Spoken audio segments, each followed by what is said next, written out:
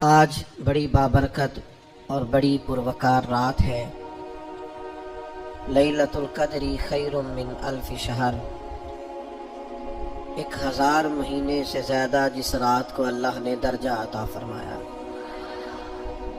کچھ چیزیں بڑی سمجھنے کے لائق ہوتی ہیں۔ انسان کو اگر یہ احساس ہو جائے نا وہ کہاں بیٹھا ہے، یہ احساس ہو جائے کس وقت بیٹھا ہے، اور یہ احساس ہو جائے کہ کن گھڑیوں میں بیٹھا ہے، تو ویسے ہی اس کی توجہ ادھر ادھر نہیں جاتی، اس کا مزاج روحانی ہو جاتا ہے۔ اور ہمیں سب سے زیادہ روحانیت کی ضرورت ہے، دل لگنے کی ضرورت ہے۔ ایک تو آج رات بڑی برکت والی ہے، کوشش فرمائیں کہ نیتیں اور ارادے درست رہے اور کچھ پانے کا جذبہ طبیعت میں پیدا ہو۔ دوسری بات یہ ہے کہ ہم نا اسلام کے ماننے والے ہیں۔ اسلام باقی سارے مذاہب سے اس لیے مختلف ہے کہ اسلام رسم و رواج کا نام نہیں۔ ہم نا دین کو اس طرح لیتے ہیں جس طرح کوئی مخصوص سی رسم و رواج نہیں ہوتا۔ اب میں مسجد کے اندر تو نہیں نا تم سے جھوٹ بولوں گا، او بھائی آپ کا دین صرف مسجد میں ہی سچ بولنے کا نہیں کہتا، ہر وقت ہی سچ بولنے کا کہتا ہے۔ آپ صرف رمضان المبارک کے اندر ہی صدقات و خیرات، عبادت، ریاضت نہیں کریں گے، پورا سال ہی کریں گے۔ راشن ونڈن والے اور لوگ کو عیدوں بعد بھی بھوک لگ دیجئے۔ اسلام مخصوص پوجا پاٹ کا نام نہیں کہ آپ تھوڑی دیر کے لیے عبادت کر لیں، تھوڑی دیر کے لیے نیک ہو جائیں، کچھ مخصوص دن آئیں تو ان دنوں میں بدل جائیں اور باقی آپ اپنی روٹین جاری رکھیں۔ اس کا نام مذہب نہیں۔ مذہب اسلام تو ہمہ وقت، ہر وقت نگرانی کی بات کرتا ہے، تو اس کو اس طرح کا نہ بنائیں۔ آپ یقین کریں بعض اوقات محسوس ہوتا ہے کہ رمضان شریف آیا تو بعض لوگ سمجھتے ہیں ایک مہینہ آیا ہے، شاید معاذ اللہ اس کے چند مخصوص رسم و رواج ہیں وہ ہم نے پورے کرنے ہیں، اور اس کے بعد فارغ۔ یہ کوئی رسم ہے؟ عبادت میں رسم میں فرق ہوتا ہے، اس کی معنویت کو، اس کے حسن کو تو سمجھیں۔ اعتکاف بیٹھ گئے نوجوان کافی سارے مل کے کسی بھی محلے کی مسجد میں، اسی طرح سے گپیں چلتی ہیں، اسی طرح سے موبائل چلتا ہے، اسی طرح سے پیزے کا آرڈر ہوتا ہے، اسی طرح سے رات کو بوتلیں منگائی جاتی ہیں، اسی طرح۔ تو یہ آپ نے کیا ضرورت تھی اعتکاف بیٹھنے کی؟ اگر آپ اس کی معنویت کو ہی نہیں سمجھے کہ اعتکاف تو بیٹھا جاتا ہے شب قدر کی تلاش کے لیے، وہ تو ساری رات ٹک ٹکی لگا کے ڈھونڈتا ہے معتکف کہ کہیں مجھے وہ جلوے نظر آئیں جو جلوے اللہ شب قدر میں عطا کرتا ہے۔ اس کو تو ہوش ہی نہیں ہوتی کھانے کی، پینے کی، باقی معاملات کی۔ وہ تو محو ہے، کسی کام آیا ہوا ہے۔ ہم سے فقیر بھی اب پھیری کوٹتے ہوں گے، اب تو غنی کے در پر بستر جما دیے۔ تو میرے عزیز یاد رکھیں کہ مخصوص پوجا پاٹ نہیں، دین کو بطور رسم نہ لیں کہ ایک مخصوص ٹائم آیا ہے تو لہٰذا ہم دین اپنے ہر کام میں۔ نماز بے حیائی اور برائی سے روکے گی، حج کرنا ہے تو اس کا بہترین زادرہ تقویٰ ہے، اگر روزے رکھنے ہیں تو مقصود یہ ہے کہ لعلکم تتقون، تم پرہیزگار ہو جاؤ۔ اپنے آپ کو اس کی معنویت میں لائیں، اس کی خوبصورتی میں لائیں۔ اب تو کئی دفعہ میرا دل نہیں کرتا، لوگ کہتے ہیں تقریر سنیں گے، واز سنیں گے، نعت سنیں گے، محفل سجے گی، تو میں کہتا ہوں کہ آپ پہلے یہ بتائیں کہ آپ اس کی معنویت کو سمجھتے ہیں؟ اس کا معیار کیا ہے دین کے اندر، وہ آپ کو پتہ ہے کیا؟ اس کو ہم نے ایک رسم لیا ہوا ہے۔ اللہ رسول کی بات کو بڑا مزہ آیا، بڑا لطف آیا، بڑے نعرے لگے۔ آپ سمجھ رہے ہیں کہ بات کیا ہو رہی تھی؟ آپ کو پتہ ہے کہ اس بات کا معیار کیا ہے؟ کتاب و سنت، قرآن و حدیث کے پیغام کی جو ہے وہ مسلمان کی نظر میں قدر کیا ہونی چاہیے، وہ علم ہے۔ تو رسومات سے نکلیں، حقیقت کا سفر کریں۔ اتنی دیر ہو گئی تقریریں کرتے، تقریریں سنتے، جلسوں میں جاتے، کتنے رمضان آئے، کتنی چیزیں آئی، کہیں تو ہم بدل جاتے۔ 50 لاکھ سے زیادہ لوگ اگر عمرے پہ جمع ہو گئے ہیں تو چلو 25 لاکھ ہی ان میں سے واپس آ کے دیانتدار ہو جائیں، عبادت گزار ہو جائیں، اسلام کے حسن کو سمجھیں۔ 40 لاکھ حج کرنے جاتا ہے تو اس میں سے 20 لاکھ ہی سچی توبہ کر کے آ جائے۔ لیکن مدینے گئے، کعبے گئے، کربلا گئے، جیسے گئے تھے گھوم پھر کے واپس سو آ گئے۔ سٹیٹس لگاؤ۔ اب تو کئی دفعہ تکلیف ہوتی، میں ذاتی طور پر اس قدر زیادہ پریشانی میں آ جاتا ہوں، کئی جگہوں پہ جا نہیں پاتا، طبیعت نہیں مانتی، دل کرتا ہے کسی پرانے دوست سے ملیں، اس سے بات کریں، اس کے پاس 4 گھڑیاں بیٹھیں. دل کرتا ہے کسی جگہ انسان بغیر مووی کے بھی کوئی بلائے، اس کے پاس چند گھڑیاں بیٹھے. کوئی ملنے آئے تو کہے آپ سے ملنے آئے ہیں، آپ کی فوٹو سے نہیں ملنے آئے. کچھ تھوڑا سا یار اصل کا سفر بھی تو کرو نا. اب تو آپ یقین کریں، والدہ کے لیے جس نے سوٹ خریدا اس نے بھی ایک دوست مجھے دکھا رہا تو اس نے بھی اسٹیٹس پہ لگایا، تیری اماں نے جو تیرے لیے کپڑے ساری زندگی بنوائے، ابا جی نے انہوں نے فوٹو کھینچی تھی اس کی، اسٹیٹس پہ دیا تھا، یہ میں نے اماں کے لیے شاپنگ. چھوڑنے یار آپ زندگی کی خوبصورتی اور معنویت کو نہیں تو رسم سے باہر آئیں. دنیا میں جتنے بھی لوگ تھوڑی سی شعور کی آنکھ کھولتے ہیں نا، وہ کسی مذہب کو ماننے والے نہ ہوں یا ماننے والے ہوں. جب شعور بیدار ہوتا ہے نا تو 2-4 سوالوں کے جواب وہ تلاش کرنے شروع کر دیتے ہیں. ایک تو سوال ان کے ذہن میں یہ اٹھتا ہے کہ انسان کیوں پیدا ہوا ہے، کہاں سے آیا ہے، اگر آیا ہے تو پھر آیا کہاں سے ہے اور کیوں آیا ہے. اور پھر یہ بھی سوال پیدا ہوتا ہے کہ سب انسان ایک جیسے اسٹیٹس کے کیوں نہیں. کوئی امیر ہے، کوئی غریب ہے، کوئی پڑھا لکھا ہے، کوئی ان پڑھ ہے، کوئی خوبصورت ہے، کوئی ظاہری طور پر لوگوں کی نظر میں بدصورت ہے، کوئی آقا ہے، کوئی غلام ہے. ان سوالوں کے لوگ جواب چاہتے ہیں. مقصد حیات کیا ہے اور انسان کو کس نے بھیجا ہے، کس مقصد کے لیے بھیجا ہے، ہم کیوں آئے ہیں، اس کا نا جواب چاہیے حضرت انسان. پھر وہ یہ سوال مختلف لوگوں کے ذہنوں میں گھومتے گھومتے کوئی کسی طرف نکل گیا، کوئی کسی طرف نکل گیا. ایک بڑا ادیب آدمی تھا، بڑا بہترین شاعر تھا، وہ کہنے لگا اصل میں نا انسان ایک پھول ہے، تو بہار کا موسم آتا ہے تو کھل جاتا ہے، جوانی ہے، صحت ہے، تندرستی ہے. پھر خزاں آتی ہے تو آہستہ آہستہ اس کے پتے مرجھا جاتے ہیں. پھر زیادہ ہی پتجھڑ آتا ہے تو ٹوٹ جاتا ہے، یعنی انتقال کر جاتا ہے. لہذا ایک خوشبو ہے، ایک پھول ہے. اس نے بھی بات کی، چلو ٹھیک کی ہوگی. پھر ایک اور شخص بولا، اس نے کہا نہیں، بنیادی طور پر نا پوری دنیا کے اندر مختلف کردار اللہ نے بنائے ہیں. کوئی باپ ہے، کوئی دادا ہے، کوئی بیٹا ہے، کوئی پوتا ہے، کوئی بھائی ہے. تو سب اپنا اپنا کردار نبھاتے ہیں اور پھر اپنے اپنے وقت پر وہ رخصت ہو جاتے ہیں، کیونکہ اب کردار بدلنے کی باری آ گئی. اب وہ جو باپ تھا اس نے دادا بننا ہے اور وہ جو پوتا تھا اس نے باپ بننا ہے. لہذا وقت بدلتا ہے تو یہ کردار بھی بدل جاتے ہیں. لوگ اپنے اپنے حساب سے کوششیں کرتے رہے، یہاں تک کہ بعض نے یہ بھی کہہ دیا کہ انسان پہلے حیوان تھا. یہ ترقی کرتے کرتے کسی نے کچھ کہا، کسی نے کچھ کہا، لیکن یاد رکھنا یہ راز اگر کھولا ہے نا کسی نے تو اسی نے کھولا ہے جس نے انسان بنایا ہے. یہ اسی نے کھولا ہے. جو فلسفیوں سے کھل نہ سکا اور نکتہ وروں سے حل نہ ہوا، وہ راز ایک کملی والے نے بتلا دیا چند اشاروں میں. نبی کریم صلی اللہ تعالی علیہ وسلم نے وحی کے ذریعے فرمایا، وحی کے ذریعے فرمایا. ادھر ادھر سے کیوں پوچھتے ہو، مجھ سے پوچھو نا. میں تمہیں اللہ کا قرآن پڑھ کے بتاتا ہوں کہ تمہیں بنایا کس نے. میں تمہیں بتاتا ہوں تمہیں بنانے والا کون ہے. وہ کون ہے جس نے تجھے بنایا ہے. هو الذی یصورکم فی الارحام. تو ماں کے پیٹ میں تھا، ایک نطفہ تھا، ایک کریم مالک نے چاہا، پھر اس نے ماں کے پیٹ میں تیری صورت بنائی، یہ تیرے نقش و نگار بنائے. اس نے تیرے چہرے کو تخلیق کیا، پھر تیرے چہرے پر اس نے آنکھیں رکھی، پھر ناک رکھا، پھر ہونٹ رکھے، پھر تجھے بنا کے نا تو خود ہی فرماتا ہے لَقَدْ خَلَقْنَا الْإِنسَانَ فِي أَحْسَنِ تَقْوِيمٍ.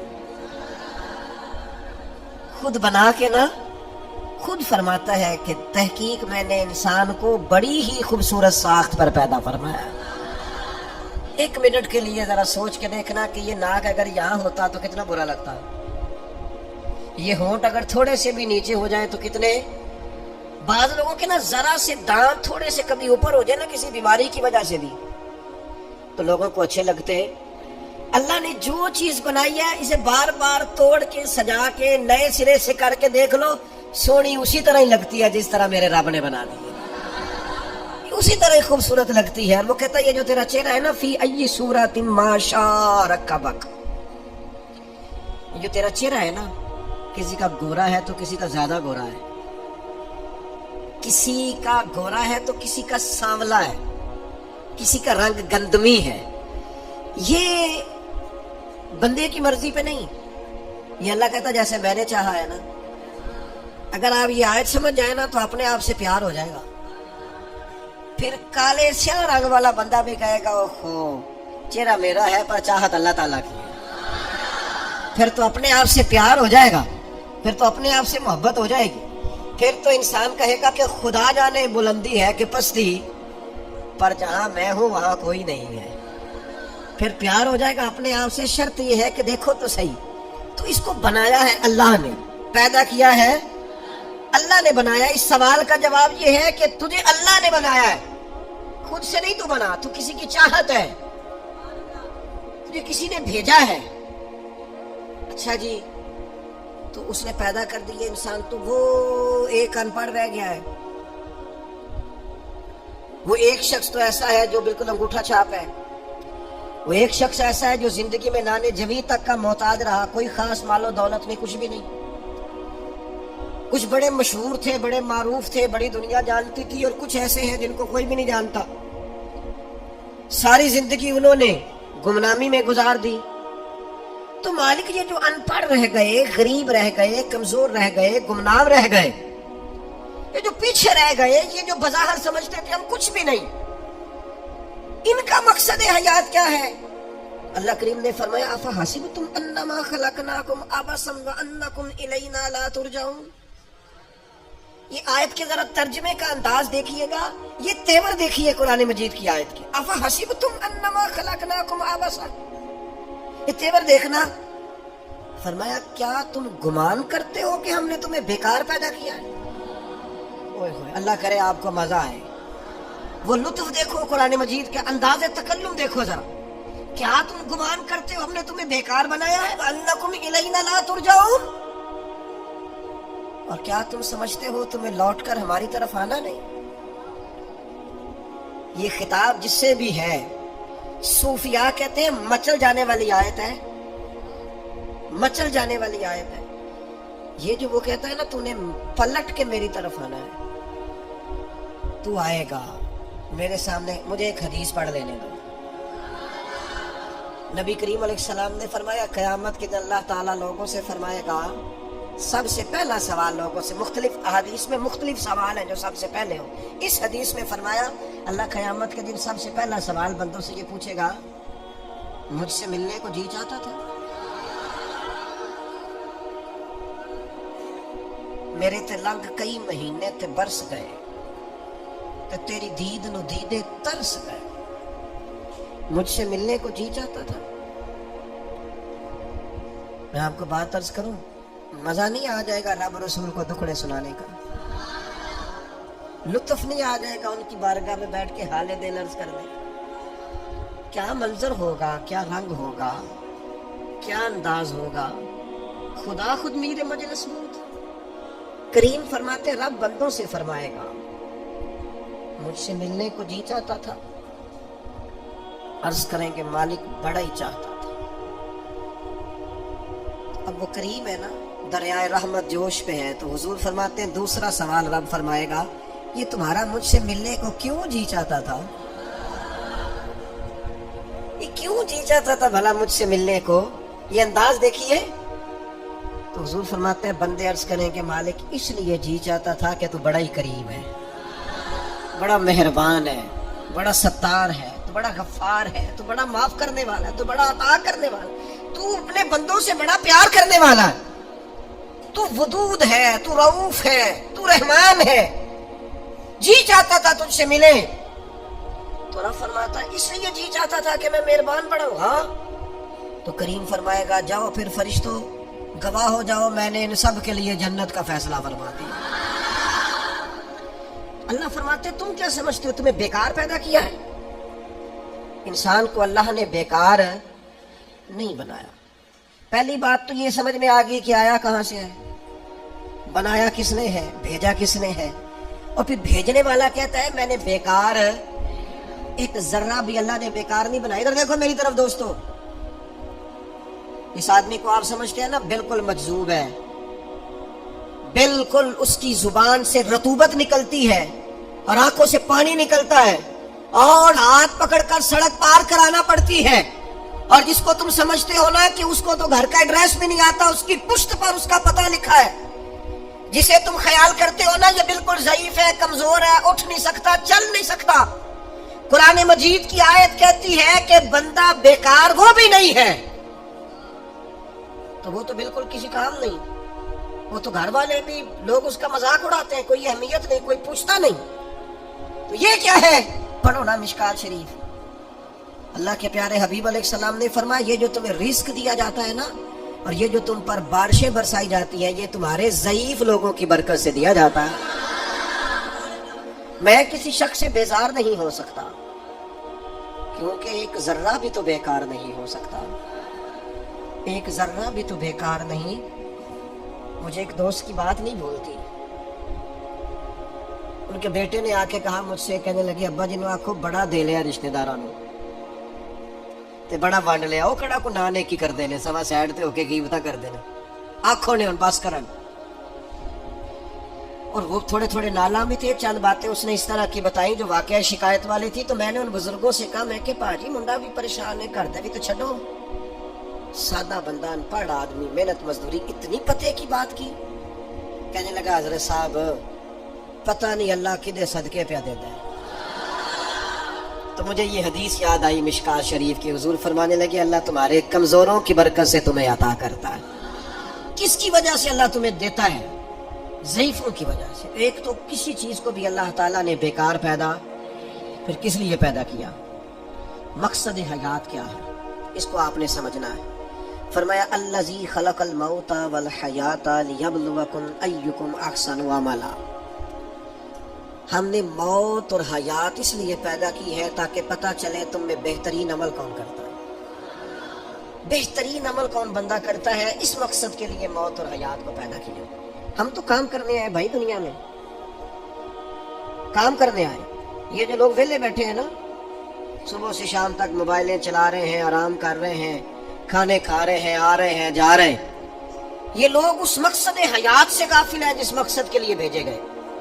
قرآن مجید کہتا ہے تمہیں اچھے اعمال کے لیے دنیا میں بھیجا ہے، اس مقصد کو تم سمجھو، کوئی خیر کا کام زندگی میں کرو، کوئی خیر کا کام۔ یہ جو مسجد کا خادم ہوتا ہے نا، اس کے پاس مسجد کی چابیاں ہوتی ہیں، اور مسجد کے خدام اکثر پڑھے لکھے نہیں ہوتے، کم پڑھے لکھے ہوتے ہیں، لہذا یہ ڈیوٹی کرتے ہیں، مسجد میں صفائی کرتے ہیں، جھاڑو دیتے ہیں، ڈیوٹیاں کرتے ہیں۔ لیکن میں آپ سے عرض کروں، بن سور کے امام صاحب آئے، جناب پگڑی باندھی ہے، جبہ پہنا ہے، آ کے وہ سج گئے، سور گئے، آ کے یوں بیٹھ گئے وہ، لیکن ان امام صاحب کو ان کی بھی بڑی شان ہے، جو نمازی مسجد میں سجدہ کریں گے ان کی بھی بڑی شان ہے، لیکن اس بندے کا مرتبہ آپ سمجھتے ہیں جو سب سے پہلے آیا ہے، جس نے آ کے جھاڑو دیا ہے؟ کہہ لوں میں ایک جملہ، کہہ لوں میں ایک جملہ، ایک بات کہہ لوں وہ والی کہ نبی کریم علیہ السلام نے کنجیاں ساری سیدنا بلال کو دے دی تھی، ڈیوٹی حضرت بلال حبشی کو دے دی، میں کہہ لوں یہ اسی رستے پہ ہیں جس رستے پہ سیدنا بلال حبشی تھے، پھر مجھے کہہ لینے دو یہ لفظ، مفتی بن کر، پیر بن کر، مولوی بن کر، مقرر بن کر، صدر بن کر، فلاں بن کے بیٹھے رہو، تمہیں مبارک ہو، تمہاری بڑی شان ہے، پر یہ عظمت صرف سیدنا بلال کی ہے کہ نبی کریم نے فرمایا بلال میں نے معراج کی رات جنت میں بھی تیرے چلنے کی آواز سنی، یہ شان صرف۔ پھر مجھے کہہ لینے دو کمر اچھا ہے، فلک پہ نہ ہلال اچھا ہے، تیری نظر گر بینا ہو تو دونوں سے بلال اچھا ہے۔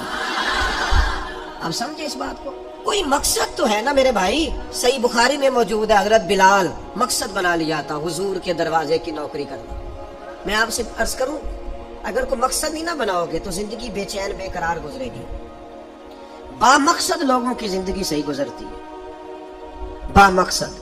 کوئی ایک نوجوانوں سے بالخصوص کہوں گا یہ کوئی مقصد نہیں ہے، لوگ راضی کرنا، اسٹیٹس لگانا، ویوز چیک کرنا، لائکس، کوئی مقصد نہیں، یہ بالکل بیکار کام ہے۔ آپ باصلاحیت ہیں۔ کچھ نوجوانوں کو میں دیکھتا ہوں، مجھے ایسے لگتا ہے یہ نوجوان ایسے ملک اور ملت کو چلا سکتا ہے، کہ کوئی مقصد نہیں ملا، کوئی کام نہیں ہے کرنے، کوئی ڈیوٹی نہیں اپنے ذمے لی، آنا ہے جانا ہے بیٹھنا ہے خوش گپیاں ہیں تبصرے ہیں، یہ کوئی کام نہیں۔ آپ کا کوئی مقصد حیات ہو، آپ کوئی ڈیوٹی کریں، کوئی کام کریں، کوئی خدمت ہو تو آپ کریں، آپ محسوس کریں گے کہ کچھ برکت ہو گئی ہے۔ لیکن اگر محمل وقت گزارو گے بیکار ہو جاؤ گے، زنگ لگ جاتا ہے صلاحیتوں۔ میں خود کئی دفعہ اپنے آپ پہ غصہ کرتا ہوں کہ یار یہ 20 منٹ ایسے ہی وقت ضائع ہو گیا۔ اور پھر ایک اور بات بھی، اس میں عمر کا بھی کوئی لینا دینا نہیں۔ امام رازی نے لکھا ہے ایک صحابی کے بارے میں حضور نے فرمایا کہ تیرا تھوڑا وقت رہ گیا دنیا سے جانے کا۔ ظاہر ہے بوڑھے آدمی تھے، یا رسول اللہ پھر مجھے بتائے کیا کروں؟ تو فرمایا ادھر سے صحیفے اٹھا کے لا، تجھے قرآن پڑھانا شروع کروں، پڑھتا پڑھاتا دنیا سے چلا جا۔ انہوں نے نہیں کہا یہ عمر نہیں، آپ کے پاس مہینہ ہے، سال ہے، 20 سال ہے، جتنا بھی ٹائم ہے، آج سے کوئی کام شروع کر دیں، کوئی ڈیوٹی کریں۔ آپ یقین کریں کوئی کام اگر ہم اپنے ذمے لے لیں گے تو ہمارے لیے جینا آسان ہو جائے گا، ہمارے لیے جینا آسان ہو جائے۔ ڈیوٹی لے لیں کوئی، اس کو کریں۔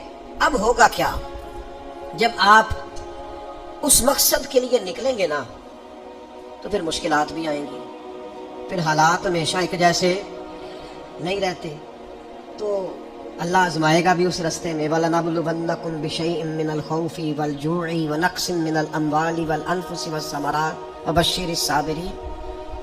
پھر انسان کو آزمایا بھی جائے گا، اب مشکلات بھی آئیں گی، تو یہ مشکلات زندگی کا حسن ہے۔ آپ جب کسی مقصد کے تحت میدان میں نکلیں گے پھر آپ کو باتیں بھی سننی پڑیں گی، آپ بالکل صحیح سے جا رہے ہیں، لوگ تانے بھی دیں گے، لوگ کہیں گے بھی، تو بھائی اس کا مزہ آئے گا۔ اب ذہن بنا لیں کہ بھئی مشکلات آئیں گی، اتار چڑھاؤ آئے گا، تو یہ تقاضا ہوگا جب آپ پہلے سے ذہنی طور پہ تیار ہوں گے، پھر کوئی بھی مشکل بندے کو پریشان نہیں کرے گی۔ پھر اس کے بعد یہ ہوتا ہے کہ حالات کا اتار چڑھاؤ بھی آتا ہے۔ جس طرح اللہ تبارک و تعالی انسان کو برے حالات سے آزماتا ہے نا، اسی طرح اللہ تبارک و تعالی انسان کو اچھے حالات سے بھی آزماتا ہے۔ وَنَبْلُوكُمْ بِالشَّرِّ وَالْخَيْرِ فِتْنَةً، اللہ فرماتے ہیں ہم تمہیں اچھے اور برے حالات سے آزماتے ہیں۔ یہ جو بہت اچھے حالات ہوتے ہیں یہ بھی آزمائش ہوتے ہیں۔ جب بہت زیادہ دولت ہوتی ہے تو پھر بھی آزمائش ہوتی ہے، بہت زیادہ شہرت ہوتی ہے تو پھر بھی آزمائش ہوتی ہے، بہت زیادہ چاہنے والے ہوتے ہیں تو پھر بھی آزمائش ہوتی ہے۔ اچھے حالات سے بھی یہ بندہ آزمایا جاتا ہے اور برے حالات سے بھی۔ بلکہ میں آپ سے عرض کروں غریبوں پر آزمائش کم ہوتی ہے، امیروں پر، مالداروں پر، مشہور لوگوں پر آزمائش ہے۔ وَاعْلَمُوا أَنَّمَا أَمْوَالُكُمْ وَأَوْلَادُكُمْ فِتْنَةٌ، مال اور اولاد آزمائش ہے، فتنہ ہے، زیادہ آزمایا جاتا ہے۔ اللہ تعالیٰ انسان کو آزماتا ہے۔ اب کرنا کیا ہے؟ اب کرنا یہ ہے کہ آزمائش کے لیے ذہنی طور پر تیار رہنا ہے۔ یہ جو دنیا ہے یہ مومن کے لیے قید خانہ ہے۔ جو لوگ آپ کو بڑے سکھی بھی نظر آتے ہیں، نہ ہو بڑا پروٹوکول ہے، بڑے آ رہے ہیں بڑے جا رہے ہیں، ان کے بھی کبھی قریب ہو کے دیکھیں گے تو دکھ مل جائیں گے آپ۔ بلکہ میری ایک بات یاد رکھیے گا، جتنا بندہ بڑا ہوتا ہے اس کے دکھ بھی اتنے بڑے ہوتے ہیں۔ ایک ٹائم ایسا آتا ہے جب آپ کو صرف سننی ہے، آپ کسی کو سنا سکتے، سارے تو آپ سے مشورہ لے رہے ہیں تو آپ کس سے لیں؟ سارے آپ کو دکھ سنا رہے ہیں تب آپ نے کس کو سنانے ہیں؟ سارے تو اپنی باتیں آپ سے کر رہے ہیں تو آپ نے اپنی بات۔ تو جتنا بندہ بڑا ہوتا جاتا ہے اس کے دکھ بھی اتنے بڑے ہوتے جاتے ہیں۔ اس لیے حالات کا اتار چڑھاؤ تو انسان کے ساتھ رہے گا۔ اور پھر اسی طرح کا معاملہ مراتب کے اختلاف کا ہے، مراتب کا اختلاف بھی رہے گا۔ کوئی امیر رہے گا، کوئی، مجھے بتائیے مزدوروں کی ضرورت ہے کہ نہیں دنیا میں؟ تو اگر سارے ٹھیکیدار ہو جائیں گے تو مزدوری کون کرے گا؟ لیڈر اگر سارے بن جائیں گے تو کارکن کون بنے گا؟ سارے امام بن جائیں گے تو مقتدی کون بنے گا؟ سارے استاد لگ گئے تو شاگرد۔ اللہ تعالیٰ نے یہ نظام بنایا بھائی، لیکن بس ایک بات ذہن میں رہے کہ کوئی بھی مالدار کسی غریب کو حقیر نہ سمجھے۔ اب مراتب کا اتار چڑھاؤ ہے، اس میں بھی پریشان نہیں ہونا چاہیے، یہ اللہ تعالیٰ نے بنایا ہے۔ اور اگر قرآن مجید کی جو آیت، جو لفظ میں پڑھنے لگا ہوں، اگر یہ آپ سمجھ جائے نا اور اس پر ایمان رکھیں پورے طور پر، تو پھر تو غریب آدمی کبھی پریشان ہو ہی نہ، پھر تو کہے جہاں میں ہوں بالکل ہوں۔ اللہ تعالیٰ نے قرآن مجید میں فرمایا وَلَوْ بَسَطَ اللَّهُ الرِّزْقَ لِعِبَادِهِ، فرمایا اگر اللہ تعالیٰ اپنے سارے بندوں کی روزی کشادہ کر دیتا، سب کا رزق اگر اللہ وسیع کر دیتا، لَبَغَوْا فِي الْأَرْضِ، تو زمین میں بغاوت ہو جاتی، یہ فساد برپا کرتے، بغاوت کر دیتے اگر سب کی روزی۔ کچھ لوگ کہتے ہیں جی میں غریب ہوں، تو میں کہتا ہوں زکوٰۃ تو نبی پاک نے بھی کبھی نہیں دی، حضور پر بھی فرض نہیں تھی، اتنا مال ہی کبھی جمع نہیں ہوا۔ اگر مال میرے بھائی بہت ہی زیادہ عظیم ہوتا تو سب سے زیادہ سیدہ فاطمہ کے گھر ہوتا، وہاں تو مہینہ مہینہ چولہا نہیں جلا۔ اگر دولت بڑی عظیم ہوتی تو سب سے زیادہ سیدہ عائشہ کے حجرے میں ہوتی۔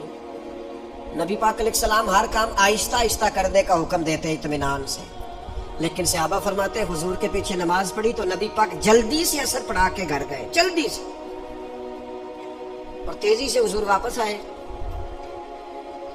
تو ہم نے عرض کی یا رسول اللہ صلی اللہ تعالی علیہ وسلم آج اتنی جلدی آپ گئے اور اتنی جلدی واپس آ گئے؟ تو محبوب فرمانے لگے نماز پڑھا رہا تھا تو مجھے خیال آیا کہ وہ گھر میں تو سونا کل بانٹ رہا تھا، آج میں تو ایک ڈلی سونے کی بچی ہوئی پڑی ہے، تو میں نے کہا زیادہ وقت نہ گزر جائے، وہ بھی میں جلدی سے جا کے دے آؤں، تو میں جلدی سے گیا ہوں۔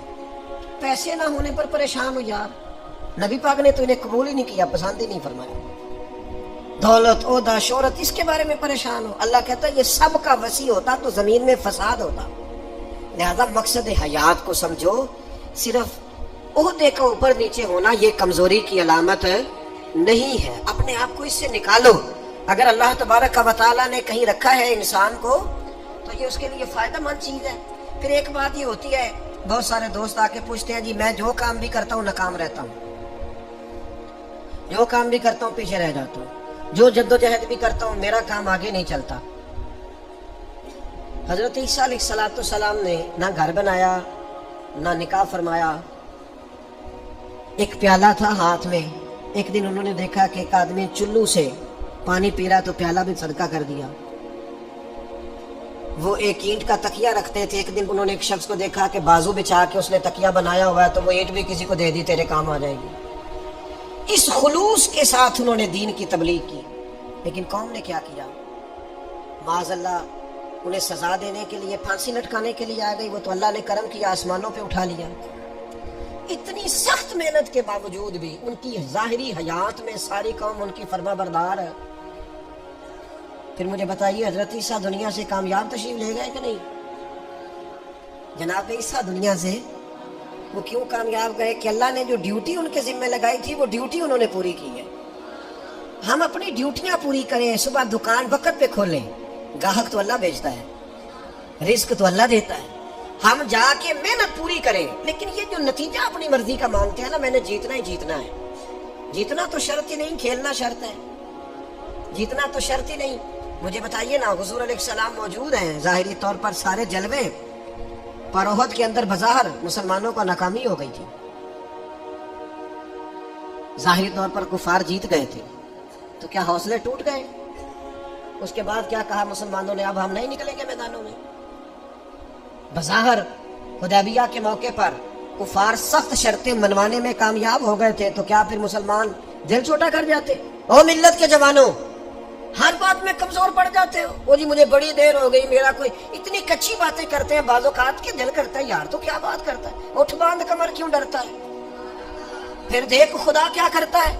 قرآن مجید کا کبھی آپ انداز دیکھیں نا سمجھانے، وَلَا تَهِنُوا وَلَا تَحْزَنُوا وَأَنْتُمُ الْأَعْلَوْنَ إِن كُنتُم مُؤْمِنِينَ، فرمایا کمزور نہ پڑنا، غم نہ کھانا، بس پکے مومن رہنا، فتح اللہ تمہیں ہی عطا کرے گا، غلبہ اللہ تمہیں ہی عطا کرے گا۔ لہذا یہ ساری چیزیں اللہ پہ چھوڑ دیں، جتن جتن تہار کوئی کھیڑے، تو ہارن کھیڑ فقیرہ، جتن دا مول کوڈی پہندائی، ہارن دا مول ہیرا۔ دنیا میں کچھ لوگ اس طرح بھی میدان میں نکلتے ہیں جو ہارنے کے لیے نکلتے ہیں۔ چھوٹا بچہ کہتا ہے اپنے ابا جی سے پنجہ لڑائیں، سچ بتاؤ ابا جب چھوٹے بیٹے سے پنجہ لڑاتا ہے تو جیتنے کے لیے لڑاتا ہے؟ بیٹے نے بازو پکڑا ہے، پنجہ ملایا ہے، باپ گر گیا اور شاید پتا کہتا اوہ کنی طاقت ہے۔ اور نہیں طاقت جناب، آپ خوش ہو رہے ہیں کس بات پہ؟ کہ بیٹا جیت جائے تو مزہ بڑا آتا ہے، یہ کامیاب ہو جائے تو مزہ.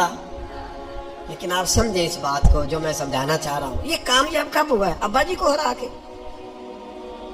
اس وقت یہ جو جیتا ہے اور باپ خوش ہو رہا ہے اپنے آپ کو ہرا کے، اور بیٹے کو کتنا خوش ہے. کہتا ہو بلے بلے کتنی طاقت.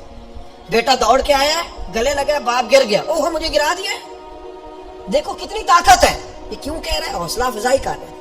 یہ گر گیا ہے اور گر کے راضی ہے، یہ ہار گیا ہے اور ہار کے تاکہ میرا بیٹا جیت جائے. یار اگر تو پیچھے رہ گیا ہے تو تھوڑا راضی ہو جا. باقی مسلمان جو آگے نکل گئے تھوڑی دیر کے لیے تو کہہ نا یار میں پچھلی صف میں ہی صحیح، پر دیکھ تو صحیح میں کتنوں کا پہرے دار ہوں. نبی پاک علیہ السلام نے فرمایا 2 آنکھیں دوزخ میں نہیں جائیں گی. ایک وہ جو اللہ کے خوف سے روئی، اور ایک وہ جس نے اسلامی سرحد پر پہرا دیتے ہوئے جاگ کر رات گزار دی. اس سپاہی کو کوئی نہیں جانتا جو بارڈر پہ کھڑا ہے، لیکن وہ جاگ رہا ہے نا، آنکھ کھلی ہوئی ہے نا، تیرے لیے جاگ رہا ہے، میرے لیے جاگ رہا ہے. وہ چاروں کونوں پہ بارڈروں پہ جو سپاہی کھڑے ہیں وہ تیرے میرے لیے کھڑے ہیں. ان کی آنکھیں جاگتی ہیں تو باقی سارے سوتے ہیں. وہ رات جاگ کے پیچھے رہ کے، وہ عام لوگ ہوتے ہیں، ان کے عہدے بھی کوئی نہیں ہوتے زیادہ، لیکن وہ پیچھے رہ کے بہت ساروں کے محافظ ہوتے ہیں. تو بھائی کچھ نے پیچھے بھی تو رہنا ہوتا ہے نا.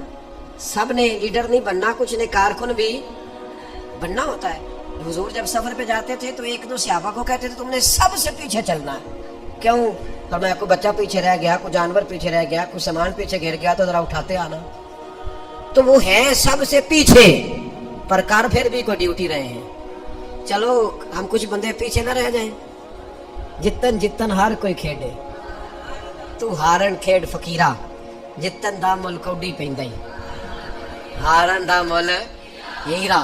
تو میرے بھائی یہ مراتب میں اگر کمی بیشی ہو جائے تو اس پہ کمزور ایک خاص چیز آپ سے عرض کرنے لگا ہوں، اور یہ شاید پہلی دفعہ میں ایسا کروں گا. میرا دل کرتا ہے آج میری گزارش ہوگی، میں آپ سے طلب کروں گا مہربانی کریں آج نہ اپنی زندگی کی پچھلی ساری کوتاہیاں یاد کریں، سستیاں یاد کریں. کہاں کہاں ہم نے جان بوجھ کر اپنی جان پہ ظلم کیا ہے، پیچھے رہ گئے، اس کو یاد کرنا ہے. آپ یہ میں نے بھی آج یاد کرنا ہے آپ نے. اور پھر ایک اور چیز آپ سے مانگنی ہے، یہ آپ نے ضرور کرنا ہے. آج آپ نے پچھلی کوتاہیاں یاد کرنی ہے، اور آج اللہ سے اور اپنے آپ سے ایک وعدہ کرنا ہے کہ مالک ایک زندگی میں ڈیوٹی ہم ضرور کریں گے. وہ چاہے ہم یہ ذہن بنا لیں کہ ہم نے اپنے دوستوں کو نمازی بنانا ہے، یا یہ ذہن بنا لیں او پنڈ دے وچ نا بی بی نو طلاق ہو گئی یا خامد فوت ہو گیا تو اس کے والد نے کہا کہ تیرا نا پھر نکاح کرنا ہے، شادی کرنی ہے. لیکن نہیں ابا جی ہوں نہیں. اب پتر پھر عمر کی میں گزرے گی. اس آخیا میں نہ ارادہ کر لیا میں ان ساری زندگی قرآن پاک پڑھانا ہے بچیاں. اس طرح کی میں نے درجنوں بیویاں دیکھی ہیں دیہاتوں میں، ساری زندگی اب میں قرآن. کوئی انہوں نے مقصد تو بنایا ہے. آج نا ایک وعدہ کریے، ان بے مقصد نہیں جینا، کوئی مقصد بنانا ہے، کوئی پروگرام، کوئی تھبکی. ہمارے ایک بزرگ تھے وہ فرمایا کرتے تھے میں نے زندگی میں مقصد بنایا، میں نے مایوس لوگوں کے حوصلے بڑھانے، دکھیوں کو کہنا ہے کچھ بھی نہیں ہونے لگا، کرم ہو جائے گا. کچھ ارادے نہ کر لیں، کچھ پروگرام نہ بنا لیں، کچھ خیال نہ کر لیں. آج سے کوئی مقصد حیات بنائیں، اس پہ ڈٹ جائیں. اور مقصد کون سے بنانے ہیں؟ جن کا قرآن پاک ٹھیک نہیں آج نیت کریں انشاءاللہ ٹھیک کرنا، جن کو آتا ہے آگے پڑھانا ہے انشاءاللہ. جن لوگوں کو اللہ تبارک و تعالیٰ نے رزق دیا ہے وہ غریبوں کی مدد کریں گے انشاءاللہ. جو محنت نہیں کرتے، والدین پریشان ہیں، وہ آج ارادہ کریں مالک ہم ارادہ کرتے ہیں تو مدد کر، ہم محنت کریں گے انشاءاللہ. جن کے رزق میں کہیں کوئی ملاوٹ ہے، وہ سمجھتے ہیں کہ یار یہ میں پوری دیانتداری سے نہیں لے رہا، وہ آج ارادہ کریں کہ اللہ میں ملاوٹ دور کروں گا. وہ ہم سے نہیں، اپنے آپ سے، اللہ سے، اور میں بالکل جائز لیا کروں گا. آج سے پکے ارادے، پکی نیتیں اور مضبوط پروگرام. جنہوں نے جان بوجھ کے نمازیں عبادتیں ترک کی ہیں وہ آج ارادے کریں کہ بس بھائی آج کے بعد انشاءاللہ. آپ ارادہ تو کریں، آپ پروگرام تو بنائیں، وہ تو کریم ہی بڑا ہے. صحیح مسلم میں حدیث ہے، حضور فرماتے ہیں جو بندہ اللہ کی طرف ایک بالشت آتا ہے نا، ایک گٹ، اللہ اس کی طرف پورا ہاتھ آتا ہے. اور فرمایا جو مالک کی طرف چل کے جاتا ہے اللہ کی رحمت اس کی طرف دوڑ کے جاتی ہے. آپ ارادہ تو کریں, دیکھیں تو صحیح, میری طلب بھی تو تیرے کرم کا صدقہ ہے. یہ پاؤں اٹھتے نہیں بلکہ یہ اٹھائے.